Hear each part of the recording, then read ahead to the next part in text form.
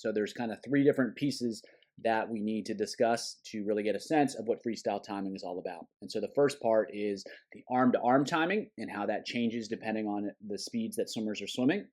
The second is the real purpose of rotation, which is to recover the arms, and we'll explain a little bit more about that and how that influences timing and how that changes with different speeds.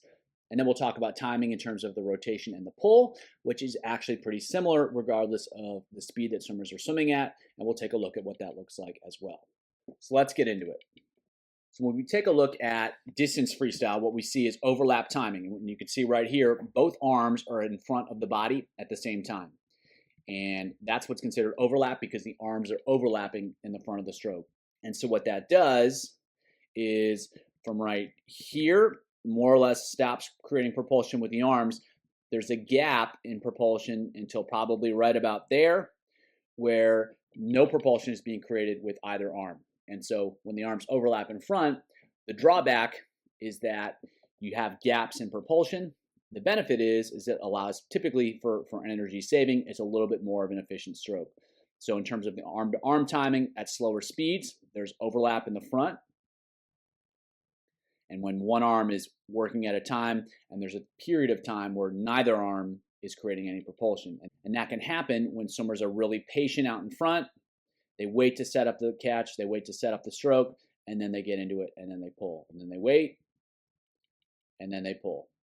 And so it can be really effective for longer distances because it's much more efficient than a sprint stroke where the timing is overlapped, which we'll discuss in a second. And it allows swimmers to generate a lot of speed. It's not quite maximal speed, but it's speed that can be sustained, which is ultimately most important in longer events. So when we start to discuss sprinters, that overlap is going to disappear. And now the arms are going to start to move more or less in opposition. And so when one arm is in the back of the stroke, the other arm is in the front of the stroke, and then switch to the other side. And so the benefit of that is that the gaps in propulsion between the arms start to disappear. So, and you remember the distance swimmer, there was a period of time where no propulsion was being created. Well, now, if you watch the hand, the right arm behind him, it's still probably creating propulsion until we're right about there. It's kind of lost in the hip. But as you can see, his left arm is already starting to produce propulsion. And so there's no gap. And so again, finishing the stroke here, he's starting to create propulsion with the right arm. And so the arms tend to move in opposition. And that allows for a more continuous application of force, more continuous propulsion, and that allows swimmers to create higher speeds. And that's why swimmers will use this strategy when sprinting. They always want to keep one arm moving water backwards. So by organizing the timing so that the arms are moving in opposition, it allows swimmers to do that. They can create propulsion throughout the entire stroke cycle, and there's no gap in propulsion. So that's how the arm-to-arm timing changes when moving from a really long, sustained stroke to a sprint stroke. And it's not a light switch, it's more of a dimmer switch, and you'll always see swimmers use different strategies depending on the speed that they're trying to swim. So next we'll talk a little bit about rotational timing.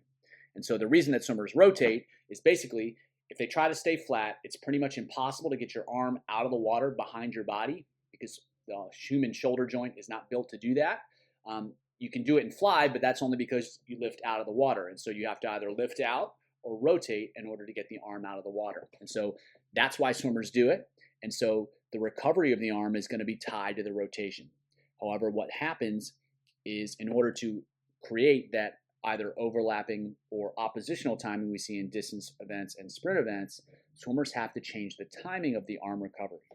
And so in both cases, what happens is the arm recovery will start from a position of rotation. And in distance swimmers, what will happen is the recovery will just come through and then they'll rotate. Whereas in sprinters, as the arm is recovering, that's when they're rotating. So we'll take a look at it here. And so you can see the arm recovery happens. And then when she gets to the front of the stroke, she rotates, especially right here. There's no rotation until right then. And then there's no rotation until she gets to the front. So that allows her to be a little bit more patient and execute the overlap timing. So if we watch what happens under the water, it's a little easier to see the timing. So arm recovery here, he's rotated to the side. Arm recovers, he enters, and then the rotation happens. And so that's the difference between the distance stroke and the sprint stroke. So rotation happens, the recovery happens, and then the rotation happens in distance swimming. And so that's the timing of the rotation and the recovery for distance swimmers. Then when we take a look at it for sprinters, enters already rotated. And then you go to the other side, enters already rotated. So enters, and then as he enters, as he reaches full extension, he is already rotated rather than entering and then extending out. So he still rotates on that left side here so that he can recover the arm. You can see he's rotated up. He gets that arm recovered, and then as he's recovering, he's rotating back to the side so that he's already down once the hand really enters the water, and that allows him to initiate the pull right away so that there's no gap. So again, just to watch here, so pull, there's the rotation, no rotation, recovery, and then full extension, and then rotation.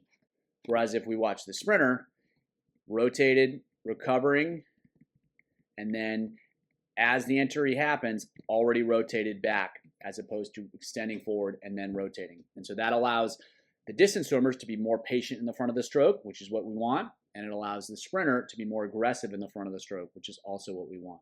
So the recovery timing has to happen so that the shoulder can come up so that swimmer can get the arm out of the water.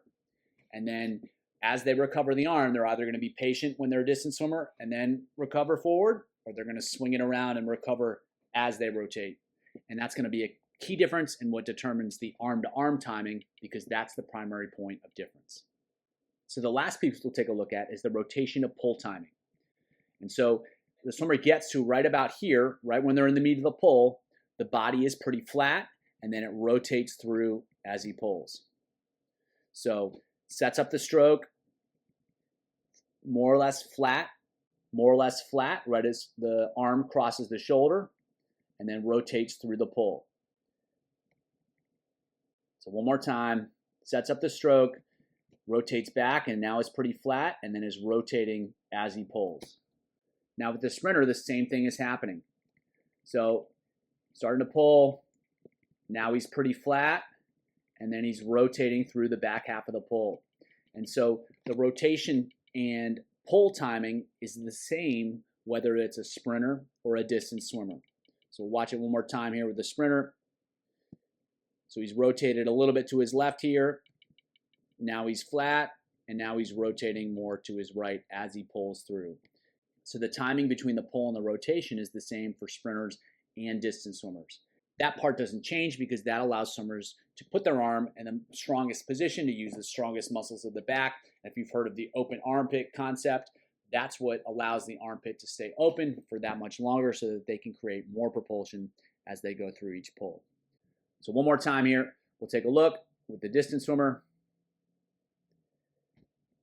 Rotating away from the pull there, and that's going to allow them to create a little bit more propulsion. And again, rotating through the pull. Go back to the sprinter here, rotating through the pull, rotating through the pull. So as we've discussed, arm-to-arm timing changes between distance swimmers and sprinters in that distance swimmers have more of an overlap timing where both arms end up in the front of the stroke at some point, and only one arm is creating propulsion at a time. And there's often a gap in propulsion between arm pulls. In contrast, sprinters, they shrink that gap until it's nothing or almost nothing, and in some cases, there's some overlap of the arm pulls, and that way they can create continuous propulsion on the water, which is going to allow them to swim faster. And swimmers have to rotate to get their arms out of the water without dragging the arm through the water, and they'll time that so that the shoulder is back as they lift the arm out of the water. So distance swimmers will keep it there, reach forward, and then rotate after they enter, whereas sprinters will swing it around, and as the arm is recovering, that's when they rotate so that they can create propulsion right away and eliminate that time gap. And so the biggest change that comes in timing is the timing of the arm recovery and the rotation, and that allows distance swimmers to be more patient in the front of the stroke and allows sprinters to be more aggressive in the front of the stroke. And then once it's time to pull, both swimmers are going to pull at the same time relative to their rotation so that they can get a really strong pull and take advantage of the muscles of the chest and the back for as long as possible to create as much propulsion as possible with each stroke. Timing can seem really complicated, but in truth, it's actually pretty simple. All you got to do is remember those three key timing points and the differences between sprinters and distance swimmers, and you'll be good to go. What are the key events in backstroke timing? And while people tend to think that it's really similar to freestyle, it's actually pretty different. We're going to explore what it looks like and how to keep it simple so that you can help your swimmers improve. There are two key timing elements. The first is the timing of the rotation in the pull and the timing of the rotation in the arm recovery. We're going to discuss what's important to do and why it helps swimmers go fast. Let's dive in. So the first key concept is that rotation does not happen consistently throughout backstroke. It happens in spurts, and it does so that swimmers can optimally use the arms to create a lot of propulsion. So what we're going to do is we're going to take a look at the middle section here. So if we see this Nike symbol on Aaron's hip, what we're going to do is watch how that moves or doesn't move as he goes through the pull. So it's staying in the exact same place, and then right at the end of the pull is where it finally moves. And so throughout the entire pull, there's very little rotation of the torso. From here all the way through, there's very little, and then there's a violent rotation at the end of the stroke. And so the reason for that is, in order to get the arm in an effective position to create a lot of propulsion, and so that the strong muscles of the chest and the back can work, the shoulder has to be down, the body has to be rotated down. It doesn't have to be a lot, but it has to be a little bit. And so what you can do here is just try to rotate away and then see what position your hand ends up in and your arm ends up in, and it's not a strong one. So rather than rotating consistently and continually throughout the stroke, swimmers rotate as the hand goes in. You can see that his shoulder drops down, and then he pulls, and then he snaps through at the end after the arm pull happens, and then the rotation itself is a violent, quick switch to the other side. And so you can see here, he's on his side, and then boom, switches to the other side. And if you watch his other shoulder, now it's rotated down and he's ready and set up for the pull on the other side. So key idea is that there's a delay in the rotation through the pull, and it's not until after the pull when backstrokers are going to rotate. So we'll watch the same thing with another athlete here. And you can see he's on his side here, pulling through. There's been no rotation. And then right at the end, that's where you get that rotation. So the entire pull happens, and then the rotation happens. So on his side, and then boom, that's where the rotation happens. So it's a delay in the rotation. It's not a continuous action. We'll watch one more swimmer here just to show that it's not just a couple swimmers that are doing this. So she's on her side. There's very little rotation. She pulls. You can watch the back of her suit. It's not moving at all. She's pulling. And then you get that shift. You see the back of her suit start to move. It's not until after she takes the pull that it happens. And we'll watch it on the other side. Stable. And then right here, boom, she switches out of it after she takes the pull. And so again, they're doing that for a reason. They're doing it so that they can still have the forearm facing backwards, and they can use the strongest muscles of their body to pull the arm straight back. When they rotate away from it, they can't use those muscles anymore, and the pull is going to be a lot weaker. So it's a key aspect of backstroke timing because it allows for an effective pull, and without an effective pull, it's going to be very difficult to create speed. So as we saw underwater, when swimmers are finishing their pull, there's a quick rotation to the other side. What I'd like to draw attention to now is how the recovery of the arm can also help facilitate that shift from side to side. So we've got one arm underwater finishing and getting the rotation to the other side, and then at the same time, the opposite arm is going to enter the water, and that's going to drive the shoulders and the body to the other side as well. So if we watch here, just watch either side, you can see the arm goes in, and then they're driving the shoulder, driving the hand down into the water, and that switches them from side to side. So when they enter, boom, there's a big switch. And if you watch the athlete on the left, you can see her left arm is underwater, and then right there, it pops up right away. And you can see the same thing with the other athlete on the other side. Hand enters, and then boom, the other arm pops up out of the water. And so when those two actions are coupled, when the hand enters as the other hand finishes, it's going to really help swimmers shift their body from side to side. And they're going to be able to do that without having to actually think about and try to rotate their body. The momentum of the swinging arm, the momentum of the pulling arm, it just kind of snaps everything from side to side. And that allows them to quickly get in position to pull with the other arm. And so it's really important for the recoveries to be fast and aggressive so that they can facilitate the rotation from side to side in conjunction with what's happening underwater with the pull. So as we'll see here, the hand enters and he's getting on his side. He's using the arm recovery to drive into the water, to drive onto the other side. And he's pulling straight back and then rotating. And you can see on that other arm, slams into the water, drives the other shoulder to the bottom of the pool, and then gets the other hip up, the other shoulder up. And this is happening in a 50 backstroke race, pretty close to world record speed at the time. And he's still executing these same skills. Hand slams into the water, gets him on his side. He pulls back without rotating, and the other arm is facilitating rotation on the other side. So even at speed, it's still happening. We'll take it one more look here, as this is a great view to see how both of these actions are happening at the same time. So she's pulling with her right arm here. She's staying on her side, and then at the end, she finishes the stroke and then enters on the left side, and you can see that quick rotation to the other side. And then she's staying on her side and then snap through the finish and the hand. And so she quickly goes from on the left to on the right. And so these actions are happening together, and the more that the finish of the stroke and the entry of the other arm can help switch from side to side, it's going to help that transition, and that's going to allow swimmers to get into a position to pull back effectively like she is right here. And then she can quickly, once the pull's done, switch to the other side, and now she's in a position to pull effectively on the other side, and then bam, switch again to the other side. So rotation is ultimately pretty simple. Swimmers have to stay on their side a little bit longer so that they can really optimize and maximize the pull. The drawback of doing so is that now they have to quickly switch to the other side because they've taken so much time to be on that one side. But they can do that by timing the finish of the stroke to pop the hips over, and then also using the recovery of the opposite arm to drive the shoulders down into the water. And that's going to help the swimmer, when done at the same time, quickly snap over to the other side. And when they can do that, they're going to be able to swim a lot faster, which is what we're looking for. What's the key to effective breaststroke timing? We're going to take a look at the key skills involved in effective breaststroke timing.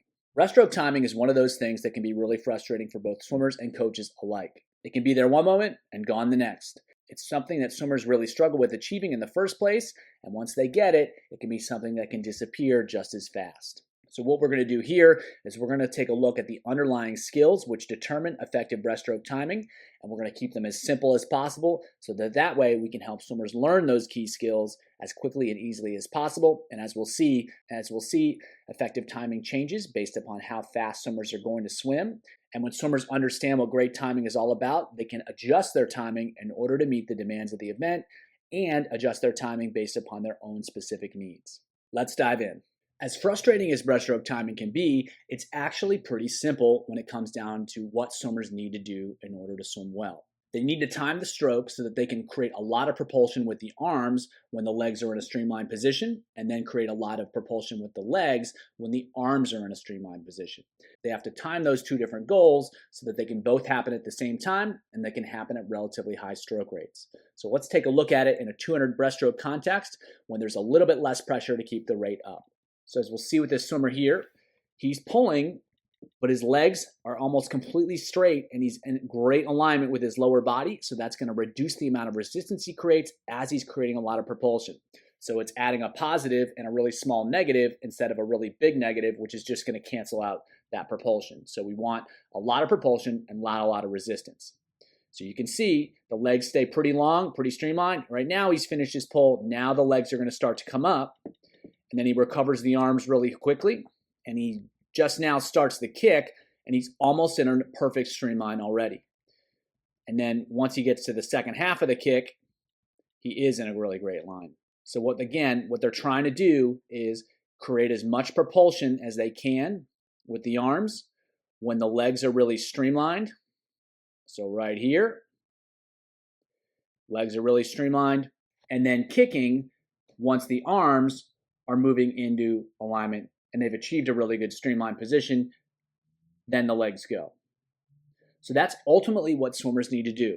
There's going to be a gap between the arm action and the leg action. So the arm action happens here, right now. The arm action happens, and then the leg action happens. And then in the front of the stroke, the leg action happens, and then we're going to wait for the arm action to happen. So there's going to be space between the arms and space between the legs. What determines the amount of space is going to be the distance that the swimmers are swimming, as well as how effective their kick is. The better their kick is, the more they can wait in the front of the stroke, And the slower the stroke rate that they're using, the more space they can have between the arms and the legs. So let's take a look at the swimmer on the left here too. So he's pulling, his legs haven't moved. He's finished his pull, and now he executes his kick. And right when he's performing the propulsive portion of his kick, he's already in a great streamline, he's already aligned, and he maintains that. And so again, there's a space, he waits to set up the pull, then it's arms, all the way through, and then legs. So there's space between the arm actions, there's space between the leg actions, and that allows them to maintain and achieve a really streamlined position before they create propulsion with either the arms or the legs. So if we watch this swimmer here, she's going to pull, the legs are still in really great alignment, and as she kicks, the upper body's in really great alignment. So arms, legs, and each time the kick is happening when the arms are streamlined, and the pull is happening when the legs are streamlined. So it's the same principle every time. Swimmers have to time their arm actions and their leg actions to maximize propulsion at times when there's as little resistance as possible. The bigger the positive, the smaller the negative, the more speed that swimmers are going to create as they move through the water. So we've seen what happens when swimmers are performing over 200 meters. How do things change when they're swimming faster over 100 meters when they're using higher stroke rates? So if we watch this swimmer here, she's going to take her pull. Her legs are still streamlined. She's just finished the pull, and now she's setting up the kick. So right here, she's about to initiate the propulsive portion of the kick, and she's already in streamline. So again, arms are pulling, legs are in line, legs are kicking, upper body is in line. So the same thing happens as when they're swimming over 200 meters. The key difference is that there's very little space between the arm and leg actions. So as she finishes the kick here, she's already getting into the pull. She hasn't lost her alignment, but she's starting to set up for the pull. And as she pulls, as soon as she finishes the pull, those legs start shooting up, and they shoot up fast. And so that's the key difference, is the arm and leg recoveries happen much faster, and there's very little space between the arm and leg actions. So the arm actions don't change very much, the leg actions don't change very much, and they both still occur when the opposite set of limbs is in a streamlined position. The difference is those spaces between the arm and leg actions shrink, and the arm and leg recoveries happen a lot faster so that the arms and legs can be in position to create more propulsion sooner and be aligned faster. We'll take a look at one more sprinter here to illustrate the concept. So he's executing his pull. He's finished his pull. His legs are still in really great alignment, and he's just starting the kick, and his upper body's in great alignment. So same thing here. Starts the pull. Legs are still in great alignment, and then both the arms and the legs recover really fast so that the swimmer can get into a position to create propulsion with the legs quickly, and also get the upper body in position to be streamlined quickly. And that way, he can create a lot of propulsion with the legs while still getting in a really great aligned position and keeping the stroke rate up. So even though this swimmer is swimming 100 meters at world record pace, there's still separation of the arms and the legs. There's still the same effective timing. What changes is that the speed of the arm recoveries and the leg recoveries increases, and there's less separation between the arms and the legs. It still exists, but there's less of a gap between when the arms work and when the legs work. And so the key timing skill that swimmers need to learn is how to separate the arms and the legs to create propulsion with the arms when the legs are in line, and create propulsion with the legs when the arms are in line. And then they need to learn how to change the degree of separation depending upon the event they're swimming. When they're swimming longer, when they're swimming slower, there should be more time between the arms and the legs. And when they're swimming faster, they can start to shrink that timing down. That way they can adjust their timing based upon what they need to achieve. So the key thing is the separation between the arms and the legs. That's what's going to allow breaststrokers to swim fast. And again, what they do to swim faster, they pick up the recovery speed, and they change the timing by shrinking those gaps. And so if swimmers can learn those skills, they can learn what it feels like, and they can learn how to control it. They're going to be able to consistently display great timing. And when they lose it, even in the middle of a race, they're going to be equipped to get it back because they know what it feels like. They know what they have to do. And when they have those skills, they can make the changes when they need to. Fast butterfly is all about effective timing. The good news is butterfly timing is actually really simple. The bad news is that it's not always particularly easy to learn, and if swimmers struggle with it, it's going to be really difficult to swim fast. We're going to take a look at timing in butterfly. We'll take a look at the key events so that you can see what your swimmers need to do to swim fast. And as always, we'll keep it simple. So let's dive in. The most critical aspect of butterfly timing is the arm to leg timing. So when do the kicks happen relative to what the arms are doing? So if we watch here, the kicks are going to take place at two key times. The first is when the hands enter the water. So right there is that kick. And then the second kick is when the hands exit the water. So it's really, really simple. The legs kick when the hands enter, and the legs kick when the hands exit. So why does that happen? We'll take a look from the start of the stroke. So as you can see here, the swimmer is at an angle as they move through the water, and that's going to create more resistance as they move through the water. So they need to get out of that position to start the stroke. So when the hands come in, boom, the kick is going to go right there. And if you watch, that's going to send the hips up towards the surface of the water, and that's going to get him more level in the water. And so that's one of the key aspects of the kick. Not only is it moving the swimmer forwards, it's moving the hips up. And if swimmers execute that kick at the right time, they can change the position of the hips to create more speed. And a key point in the stroke cycle is right there to reestablish great alignment in the water. So when the hands are entering the water, the chest and the shoulders are entering back into the water, and then we get that little leg kick, boom, all of a sudden the hips are back in alignment. And now swimmers are going to create a lot less resistance, and they're not going to go vertical, which is what we can see when swimmers don't execute that great kick. Now, the second kick, it's going to happen when the hands exit the water. Why is that the case? Well, the upper body is going to rise so that the shoulders can be free of the water, so that the arms can recover over the water. The problem with that is when the head and the chest go up, the hips are going to go down. And that's going to create a problem because it's going to be much more difficult to recover the arms over the surface of the water. We can solve that problem by kicking, which right there, you can see lifts the hips in the water. Now the hands are at the surface of the water. Now they can be recovered nice and easy. So that's one of the key aspects of the kick is if swimmers don't have a strong second kick or an effective second kick, it's going to be much harder to get the hips up in the water. It's going to be much harder to recover the arms over the surface. That kick also has another benefit in that it creates forward propulsion. At the same time, the arms are creating a lot of propulsion, and so you get a big surge right there. And why that's valuable, guess what's happening right now? A whole lot of nothing in terms of creating propulsion, and that's while the arms are recovering, while the body's not in a great position, so that's going to really slow swimmers down. And so if they have this big pulse of speed here, that can carry them through until the arms get back into the water, and they can create more propulsion. Now we're back to the front of the stroke, and we got to get those hips back into alignment, and there's that second kick. So the kick timing is absolutely critical for fast butterfly swimming because in each case, it gets the hips back up to the surface of the water when they need to be. One time that's in the front of the stroke so that the swimmer can be horizontal, and then the other time's in the back of the stroke so that the hips can be up at the surface so that the swimmers can recover the arms over the surface. We'll show those same dynamics here with another swimmer. So right here, boom, there's that kick, gets the hips up towards the surface, and then at the front of the stroke, boom, there's that kick, gets the hips back up to the surface. And we'll watch it one more time. There, hips are up at the surface. Boom, hips are up at the surface. And so again, that kick timing is really critical to help recover the arms and reestablish horizontal alignment in the front of the stroke. So really simple, not always easy to do, but really, really important for creating speed. Next aspect of timing that we're going to discuss is breath timing.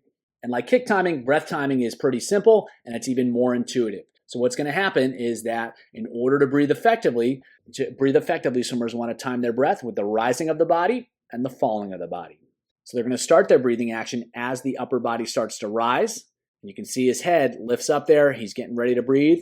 And then he comes up to get that breath. And he can do that when the shoulders are coming up out of the water. So he's lifting his head as the shoulders are coming up out of the water. And then you get that head back down before the shoulders start to come back down, so it's already in place once everything comes back into the water. So breath timing is ultimately simple. He's going to breathe with the rhythm of the body, and then he's going to get his head back down with the rhythm of the body as well. And the more effectively swimmers can do that, they can breathe without disrupting that basic undulation rhythm. So they're just going to tie the breath to that rhythm. The challenges come when the breathing happens late after the body has already risen, or when they start to lift the head well before the body starts to rise. Usually you see late breathing rather than really, really early breathing. And the same thing can happen on returning the breath. The head gets stuck up even though the body's coming back down, when what we really want is the head to be with or ahead of the body, getting back down into alignment as fast as possible. We'll watch the same thing with our other swimmer here. You can see she rises up to breathe, as the body is rising up to breathe, and then she's getting things back down before the shoulders come back down into the water. So she's beating the shoulders, she's getting everything back down prior to the arms and the shoulders returning to the water. Again, rising up with the rhythm of the body, and then coming back down with the rhythm of the body. Up with the rhythm of the body, down with the rhythm of the body.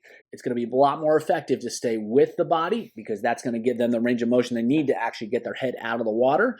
And they want to make sure that they get the head back down with the body so that there's no delay in executing or initiating the next stroke cycle.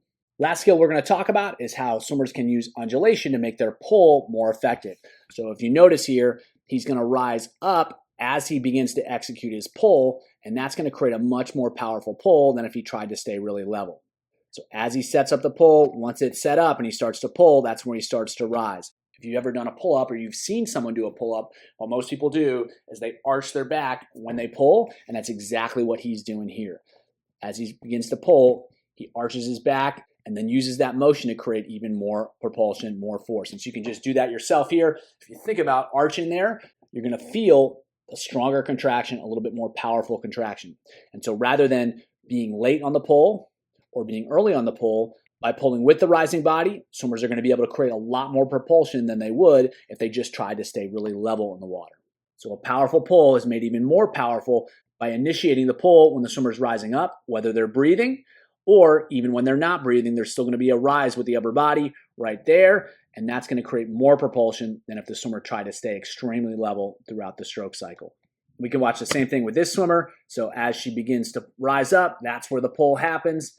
And then again, as she begins to rise up, that's when the pull happens. It allows swimmers to get more leverage on the water, create more propulsion, and ultimately create more speed. And so it's a timing event too. It's just like the others. It's got to be precise. It's got to be accurate. It's not particularly complicated, but it really makes a big difference in terms of how much propulsion and speed that swimmers create. So going fast in butterfly is simple, although not easy. The leg kick needs to happen when the hands enter the water. When they exit the water, the breath needs to happen with the rise and fall of the body, and the pull is even more effective when it happens with the rise of the body as well.